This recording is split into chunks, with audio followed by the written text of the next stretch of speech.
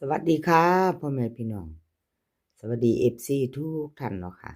กลับมาพบมาพอกับเจตาผ้ารวยคือเก่าค่ะในทางช่อง YouTube คลิปนี้เจตาก็จะว่างแนวทางของลาวพัฒนาค่ะลาวพัฒนาเป็นของมือว่านนี่เนาะพี่น้องมือว่านมือคืนนี่เนาะวันที่29ประวัติล็อกโฟกัสค่ะล็อกโฟกัสวันที่29ลาวพัฒนาออก3 ตัว369ล่าง03ค่ะวิ่งลูด2 ตัวเบิ้ล3 ตัวหลุดไปบอเข่าบอมาบอเดินเนาะค่ะ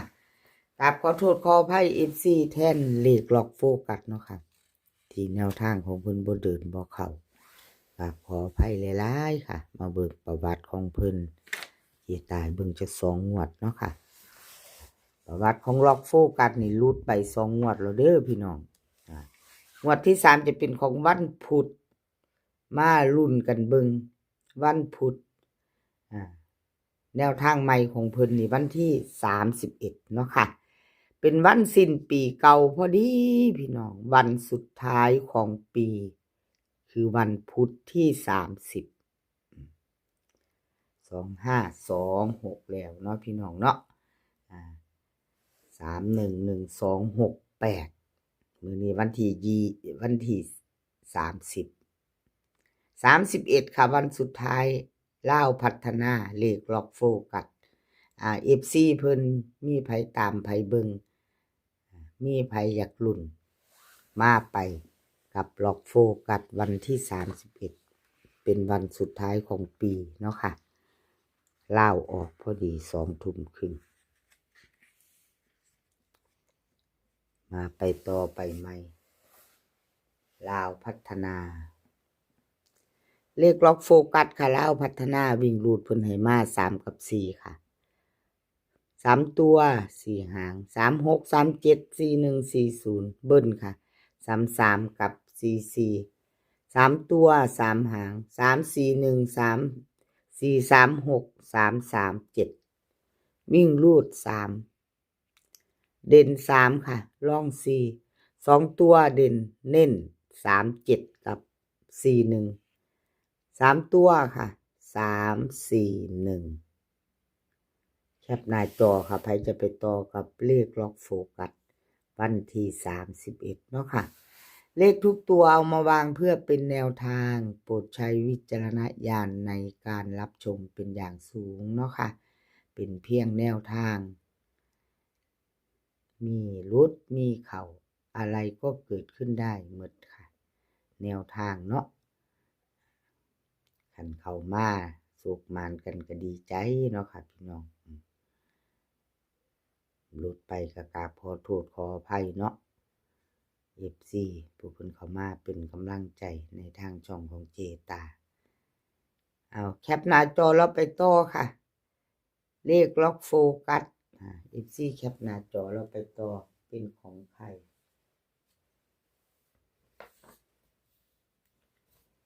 ต่อไปเป็นของใคร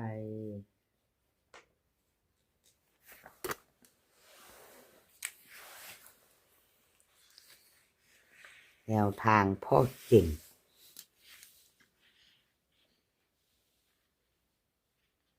แนวทางพ่อเก่งก็รูดไปค่ะพี่น้องรูดไปวันที่29เนาะ36903วิ่งรูด2 ตัวเบิ้ล3 ตัวไม่เดินไม่เข้าไม่มาเนาะพี่น้องเป็นแนวใดเนาะแนวทางพอเก่งมาเด้อไปเด้อเดินข้ามโค้งเด้อค่ะวันที่31นี่ไปเที่ยวลาวพัฒนาเด้อจะสิ้นปีแล้วเนาะแนวทางพอเก่งของเพิ่นมาวันที่26อยู่ค่ะเจตาให้เบิ่ง2 งวดเอาบัตรของเพิ่น2 งวดเพิ่นก็เข้าไปอยู่งวดนึงเนาะเข้า252 งวดมา1 งวดหลุดไป1 งวด2 งวดเข้า1เนาะพี่น้องแนวทางพอเก่งประวัติของเพิ่นเจตาให้เบิ่งให้ชัดเจนเนาะให้ชัดเจน มีเขามีหลุดให้เบิ่ง2งวดค่ะมาไปเบิ่ง31มื้อสุดท้ายของปีลาวพัฒนาค่ะพี่น้องวันสุดท้ายของปีวันที่31 FC ของแนวทางเขาจริงเตรียมแคปหน้าจอไปลุ้นต่อแนวทางเพราะเก่งลาวพัฒนาวิ่งรูดเพิ่นให้มาค่ะ6กับ2ตัว4หางค่ะ6465 2425เบิ้ล6622 3ตัว625 624 665 2ตัว3หางเนาะค่ะวิ่งรูดเด่น6กับ2เท่ากันวงกลมให้ทอกันพอจริงวงกลมให้เท่ากันเนาะค่ะ2ตัว65กับ25ค่ะนิ่น2หาง3ตัวเน้นหางเดียว625ขอบคุณขอบคุณแนวทางพอจริงหลายๆเด้อค่ะที่ให้แนวทางมาว่างทางช่องของเจตาเนาะค่ะมันก็ให้มาตลอดเนาะขอบพระคุณเป็นอย่างสูงไม่มีแนวทางก็ไม่มีช่องเนาะพี่น้องเป็นกำลังใจให้คือเก่าค่ะเจตาบ่ว่าเลขจะหลุดเนาะจะเข้าเป็นกำลังใจซึ่งกันและกันเหมือนเดิมค่ะแล้วก็ FC กับขอบคุญขอบคุณหลายๆเนาะค่ะที่เพิ่นเข้ามารับชมรับฟังให้กำลังใจเจตาอยู่ตลอดค่ะแคปหน้าจอค่ะแนวทางของเพิ่นจริงไผจะไปต่อกับเพิ่นแล้วก็แคปหน้าจอไว้ไปต่อ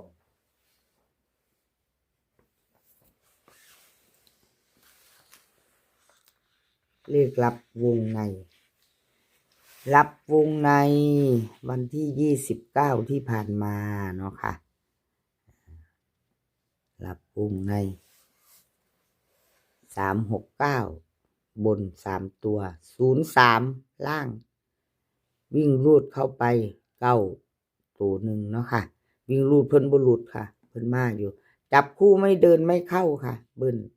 แล้วก็3ตัวไม่มาจับคู่ไม่เดินเนาะค่ะเลขลับวงในกับขอโทษขออภัย FC ค่ะที่แนวทางเพิ่นบ่เข้าจับคู่ไม่มาเนาะจับคู่บ่เข้าขออภัยแทนเลขลับวงในวันที่26เพิ่นหลุดไปค่ะมาไปต่อไปใหม่ค่ะวันที่31แล้วเป็นวันสุดท้ายของปีเก่าเนาะค่ะเก่าหลุดไปใหม่มาเนาะค่ะวันที่31เลขลับวงในวิ่งรูดเพิ่นให้มา5กับ0กับ5ค่ะ2ตัว4หาง2ตัว4หาง0504 58 57เบิ้ลค่ะ00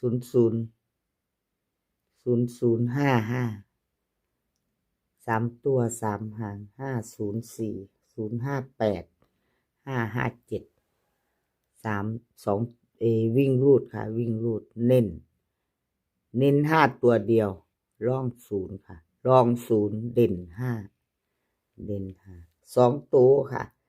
04กับ58เน้น2หาง24กับ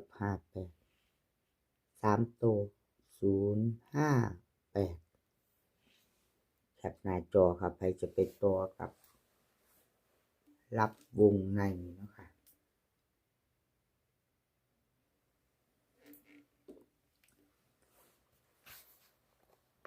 กับขอบุญขอบคุณเลขรับวงในหลายๆเด้อค่ะที่ให้แนวทางมาบ้างทางช่องของเจตาเนาะกับขอบพระคุณเป็นอย่างสูงค่ะเจตาก็ให้กำลังใจคือเก่าเนาะค่ะให้กำลังใจ FC พร้อมเพื่อเพิ่นตามเพิ่นหลุดเนาะค่ะกับขอบพระคุณเป็นอย่างสูงที่เขามากำลังใจเจตาคลิปนี้ขอให้พี่น้องโชคดีกับลาวพัฒนาเป็นวันที่31วันสุดท้ายของเดือนปีเนาะค่ะให้โชคดีกันทุกคนกับลาวพัฒนาแล้วก็มื้อนี้ค่ะ ขอให้มีความสุขสุขภาพให้แข็งแรงกันทุกคนสุขภาพย่อมมาก่อนเสมอเนาะค่ะเดินทางไปไสก็ขอให้ปลอดภัยเดินทางไปขอให้มีโชคกลับมาขอให้มีชัยค่ะคลิปหน้าพอกันใหม่คลิปนี้ก็สวัสดีค่ะ